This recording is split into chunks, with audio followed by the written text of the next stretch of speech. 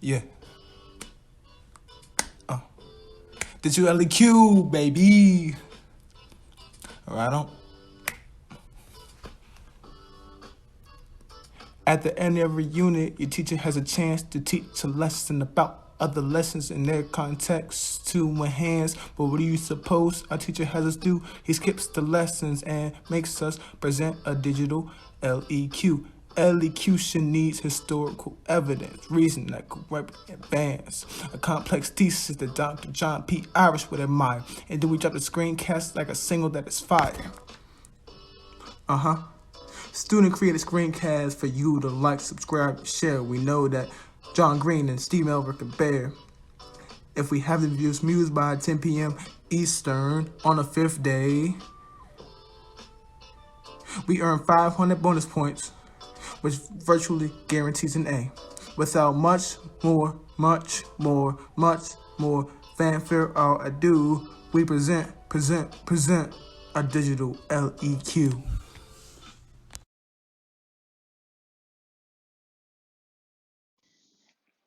The effects of imperialism in Africa and the Middle East from 1750 to the 1900s. This presentation has three main big ideas, and by the end of this presentation, you should be able to answer these questions. Number 1, what were the economic effects of imperialism in Africa and the Middle East?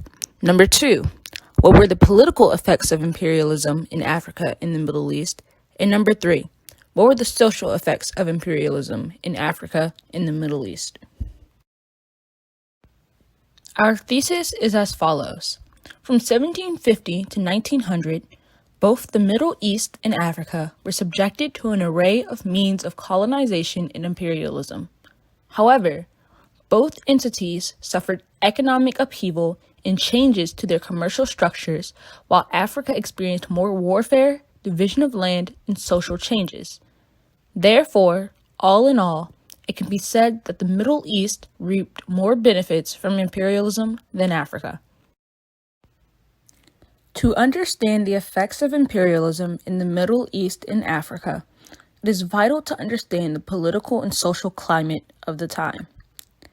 European nations were eager to assert their dominance on the global and international scale, so they all had their eyes on dividing and conquering the African and Middle Eastern lands.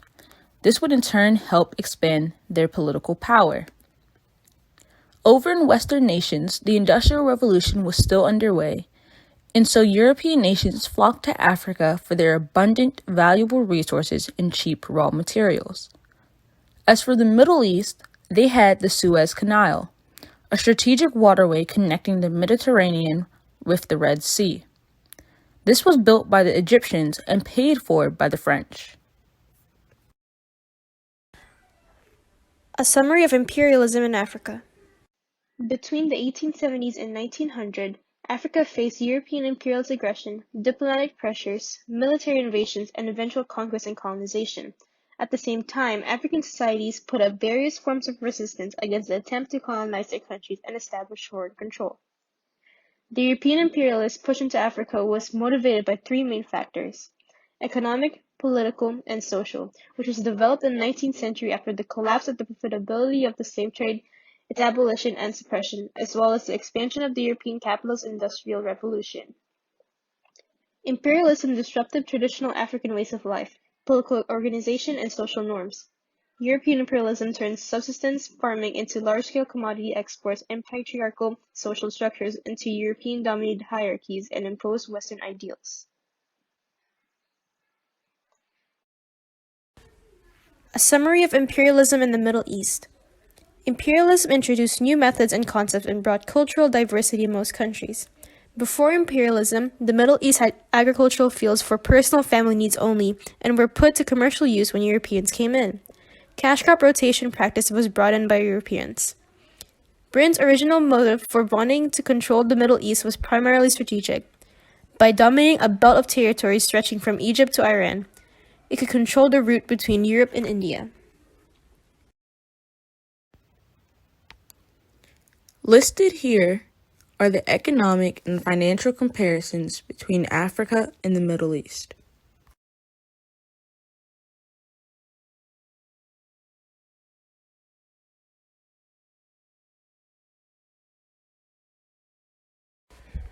These are the political structure comparisons between Africa and the Middle East.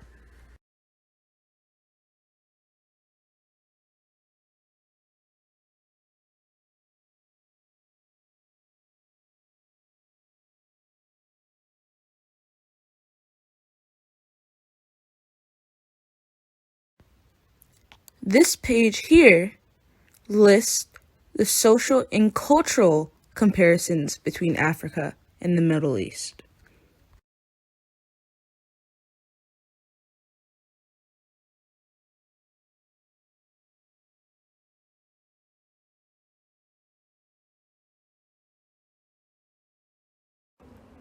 Historical evidence. British imperialism in the Middle East. In spite of the fact that the impact of Great Britain of Middle Eastern governmental issues might be said to start from the picking of Cyprus from the Ottomans in 1878, the 1882 control of Egypt was the unequivocal crossroads of the geopolitical history of British dominion in the Middle East. This was during a period when a large portion of the rulers in the local were attempting to modernize their states and opponent the West both militarily and monetarily. Muhammad Ali was gradually borrowing from the Western powers, which caused the nation he ruled bankrupt, and this led to Western domination. The decline of the Ottoman Empire made a vital vacuum which was promoted by the European forces, especially the British. Historical evidence, French imperialism in Africa. Samori Touré of the immigrant Mandinka Empire in Guinea, Mali, Sierra Leone, and the northern Côte d'Ivoire was born in Guinea. As his new empire was taking off, Touré began to forge a new political order and ran up against the French imperialists who were also trying to expand their territories inland from their base in Dakar, Senegal. Samori resisted French objectives to build an empire in West Africa. After the French carried out a successful offensive in 1886, Samori accepted their protection with the Niger at his frontier. After failing to expand to the east at the expense of Tibia, the king of Sassiko, he renewed his war with the French in 1891. His forces were ejected from Sudan by a military column, so he then tried to establish his kingdom in the Upper Côte d'Ivoire colony, where he pilgrimaged Kong and Bamako. Samori was captured, pursued by French troops on the upper reaches of the Cavalli River on September 29, 1898. He died in exile.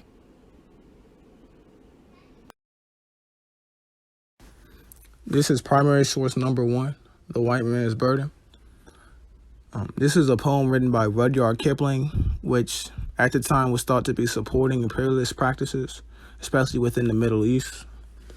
The white man's burden is thought to be defined as the alleged duty of white people to manage the affairs of less developed non-white peoples. And so what this essentially means is that white people felt a sort of entitlement, like a purpose to take care in a way of non-white people. They felt as if the property was owned by non-whites and wasn't being taken care of to what they thought were their standards, they felt it was right to imperialize it. This leads into primary source number 2, The Black Man's Burden, which is written by Edward Morrell in response to The White Man's Burden. This poem pointed out the abuses of imperialism and the negatives of it, how it didn't affect many people in a good way. The Black Man's Burden was defined as the African suffering caused by the European invaders. Unlike many indigenous people who have withered away under the imperial capitalistic rule of Europeans, they are survived but suffer greatly. So what he means is that in many cases where places are raided or imperialized and taken away from their native people, instead of being killed in that process, the Africans have survived in having to fight through and suffer through the imperialization. Primary source number 3 had the map of Africa by treaty, which was created in 1895. That would show the beginning of Africa's frontiers and the regions. The northern parts were strong held up by the British and the French, especially in Egypt, where the British did their most gave their most effort to imperialize it. While down south, it's more split up, where you have the Belgian Congo on the southernmost part of the continent, and on the coast where the Portuguese, Spanish, and Italians were all fighting for territory. Theme analysis, theme 3, governance. As a result of imperialism, both Africa and the Middle East, especially Egypt, experienced varying shifts in their respective political structures. Theme 4, economic systems. As a result of imperialism, both Africa and the Middle East dealt with the degrees of change in their economies. Africa experienced a much more negative impact than the Middle East.